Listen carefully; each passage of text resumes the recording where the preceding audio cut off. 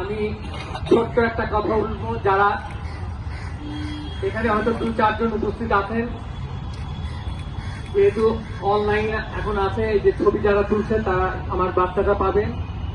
যে সাম্প্রতিককালে যারা এত বড় গণ অভ্যুত্থান এবং বিপ্লব সংগঠিত করতে পেরেছিল, আজকে তাদের দায়িত্ব, আগামী দিনে তাদের দায়িত্ব বাংলাদেশে যে শত শত বিঘা জমি এইভাবে উধাও হয়ে যাচ্ছে, লোপাট যাচ্ছে, লুটপাট হয়ে যাচ্ছে, সেগুলো থেকে রক্ষা করা।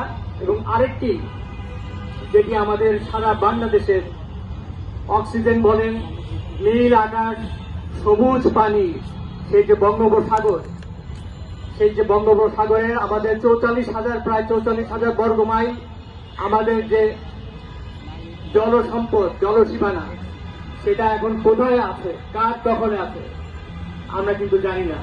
রাজনীতিবিদরা এই নিয়ে কোনো কথা বলছেন না। তরুণ প্রজন্ম, এই যে জেন জেড, আপনারা এটা নিয়ে আন্দোলন শুরু করুন। একই সঙ্গে এই ধরনের শত শত পার্ক রক্ষার আন্দোলনে আপনারা সক্রিয় ভূমিকা যদি না রাখে, আপনাদের পায়ের তলার মাটি থাকবে না। আশা করি আপনারা এটা বিবেচনায় রাখবেন এবং আমরা সকলে মিলে স্ব জায়গায় আন্দোলন গড়ে তুলব এবং আমরা নিশ্চয়ই সফল হব, আমরা জয়যুক্ত হব। ধন্যবাদ আপনাদের সকলকে এবং পান্থগঞ্জ কমিটির সবাইকে, এবং ধন্যবাদ আমিরুল রাজীব, গাছ রক্ষা আন্দোলনের নেতা।